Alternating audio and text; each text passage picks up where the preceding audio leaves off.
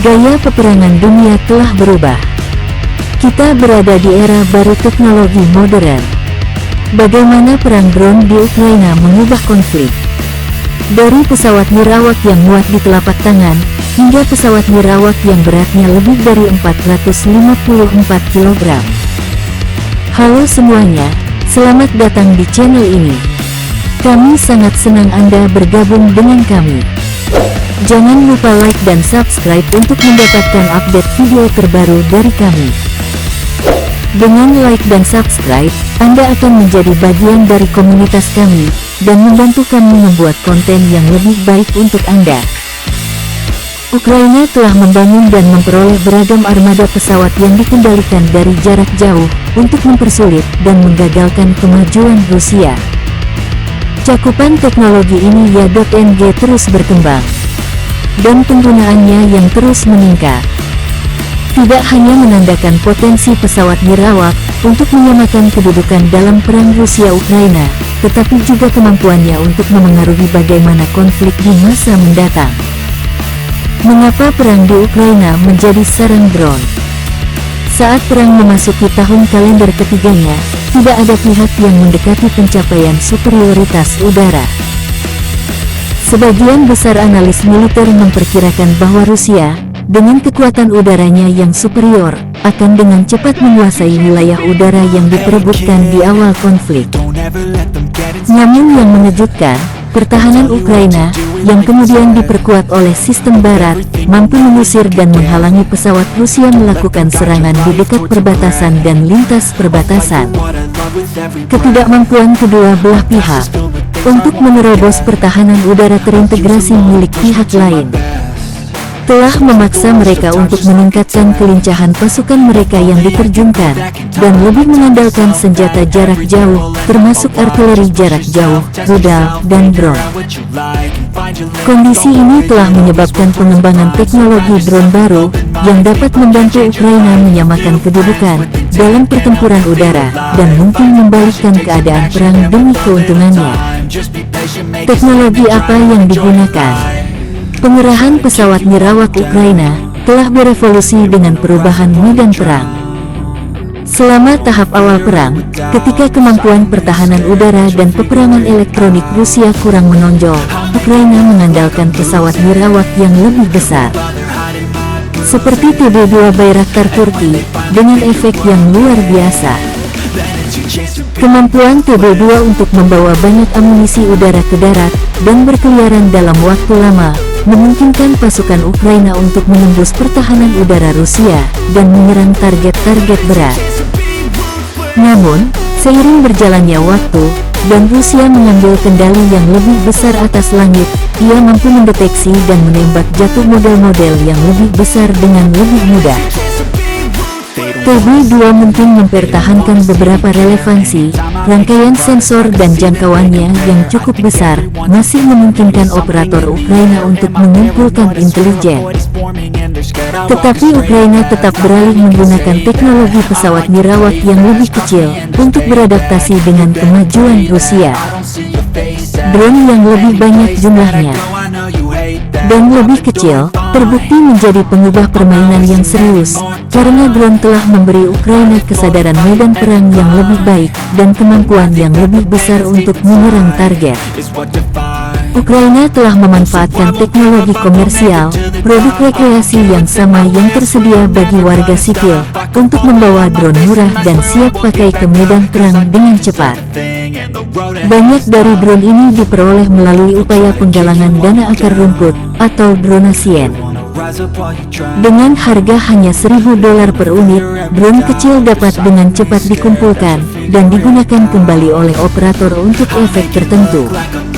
Misalnya, drone first person view, populer yang umum digunakan untuk balapan, atau pembuatan film, dilengkapi dengan bahan peledak darurat, dan diterbangkan untuk menyerang target tetap, dengan biaya yang relatif rendah. Drone ini dapat melakukan serangan sekali pakai, dengan presisi tinggi, sambil tetap tidak mudah diserang sistem pertahanan udara Rusia. Selain itu, Ukraina telah menggunakan kembali aspek-aspek penting dari ekonomi domestik mereka. Untuk mendukung rantai pasokan drone baru, meningkatkan kemampuan pembuatan drone mereka melalui kemitraan publik swasta. Setahun yang lalu, Ukraina memiliki 7 produsen drone dalam negeri, dan sekarang memiliki sedikitnya 80. Mengenai teknologi pesawat nirawak Rusia, Moskow menggunakan model dalam negeri, seperti Orion, Eleron 3, Orlan 10, dan Lancet. Tetapi sanksi Barat terhadap rantai pasokan penting Rusia, telah mencegah Moskow untuk unggul dalam produksi pesawat nirawak. Sebaliknya, Rusia telah beralih ke Iran untuk mendapatkan pasokan yang stabil. Rusia kini memiliki armada besar pesawat nirawak Shahed 136 buatan Iran, yang dapat membawa 45,4 kg bahan peledak dalam jarak 1.200 mil atau 1.931 km. Bagaimana drone membentuk perang? Konflik ini telah menunjukkan keunggulan pesawat nirawak di medan perang, yang telah menjadi lebih kecil, lebih mematikan, lebih mudah dioperasikan, dan tersedia bagi hampir semua orang. Mereka memanfaatkan apa yang disebut rantai pembunuhan. Memperpendek waktu, dari saat target terdeteksi, hingga saat dihancurkan, dan mereka dapat meningkatkan kemampuan militer untuk mengintai tepi depan medan perang. Pesawat nirawak dengan profil daya tahan yang lebih lama dapat secara efektif melakukan pengintaian selama berjam-jam, memungkinkan pesawat nirawak lain yang lebih canggih untuk melakukan serangan presisi jauh di dalam wilayah musuh. Model lain memungkinkan prajurit individu untuk memantau pergerakan musuh tanpa mempertaruhkan nyawa atau menyerahkan posisi prajurit. Drone juga dapat memainkan peran penting dalam kemanusiaan internasional. Misalnya, dengan melakukan penilaian kerusakan akibat pertempuran, dan agunan atau mengungkap kejahatan perang. Produsen drone AS Studio baru-baru ini menyumbangkan 9 drone, yang dengan kamera beresolusi tinggi, akan digunakan untuk membantu Ukraina mendokumentasikan potensi kejahatan perang Rusia. Melalui Badan Pembangunan Internasional AS, gambar yang diambil akan digunakan untuk membantu kantor Kejaksaan Agung dalam mendokumentasikan banyak contoh pelanggaran hak asasi manusia. Apa pertahanan terhadap drone? Drone rentan terhadap sistem pertahanan udara. Drone yang lebih besar, dengan penampang radar yang jelas merupakan target yang mudah dan bergerak lambat.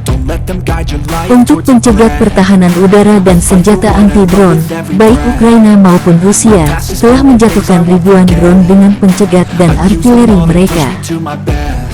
Namun, penggunaan sistem ini secara terus-menerus oleh Ukraina dan Rusia dapat menjadi sangat mahal, karena satu drone dapat menghabiskan biaya ribuan atau bahkan jutaan dolar untuk mencegatnya. Tantangan yang muncul dalam pertahanan anti-drone adalah kebutuhan untuk mengembangkan dan menggunakan sistem yang lebih murah daripada targetnya. Yang terpenting, drone yang lebih kecil yang dapat menyerbu ke arah target lebih sulit ditembak jatuh, karena mereka dapat mengalahkan sistem pertahanan udara. Salah satu tindakan balasan utama adalah dengan memanfaatkan peperangan elektronik dalam bentuk pengacau, spoofer, dan laser berenergi tinggi yang mencegah drone mencapai target mereka. Pengacau yang digunakan oleh Rusia dan Ukraina mengirimkan sinyal elektromagnetik yang kuat yang dapat menyebabkan drone target jatuh ke tanah, keluar jalur, atau berbalik dan menyerang operatornya. Saat perang berlangsung, kedua belah pihak terus berinvestasi dan mengadaptasi taktik peperangan elektronik untuk melawan inovasi musuh mereka. Bagaimana perang drone akan berkembang? Konflik Rusia-Ukraina telah menunjukkan bahwa inovasi dalam teknologi pesawat nirawak dapat mengubah keseimbangan kekuatan, khususnya dalam domain pertahanan udara. Sementara Rusia berupaya membangun kantong-kantong keunggulan udara dan memperkuat produksi pesawat nirawak dan pertahanan anti-pesawat nirawaknya, Ukraina terus mengembangkan solusi yang lebih canggih dan kurang canggih. Dalam proyek kemitraan yang baru-baru ini terungkap dengan Iran, Rusia menyelesaikan pembangunan pabrik pesawat dirawat di Tatarstan. 500 mil di sebelah timur Moskow, tempat Rusia dapat memproduksi sekitar 6.000 prototipe Shahed-136, yang diubah namanya menjadi Grand 2 oleh Moskow pada pertengahan 2025. Produksi pesawat nirawak yang diperluas ini dapat cukup untuk mengatasi kekurangan pesawat nirawak Rusia di garis depan, dan membalikkan keadaan konflik demi keuntungannya. Namun, kemampuan Ukraina untuk memperoleh dan melakukan crowdsourcing teknologi pesawat nirawak komersial, memodifikasi pesawat nirawak secara taktis di lapangan, berdasarkan umpan balik waktu nyata, dan mengubah taktik untuk mengalahkan sistem anti pesawat nirawak, telah terbukti sangat penting bagi upaya perangnya. Sekalipun kalah dalam hal kekuatan, Ukraina telah menunjukkan bagaimana adaptasi teknologi yang cerdas dapat mengubah peperangan abad ke-21 dan dapat mengubah keseimbangan kekuatan demi kekuatan yang lebih inovatif.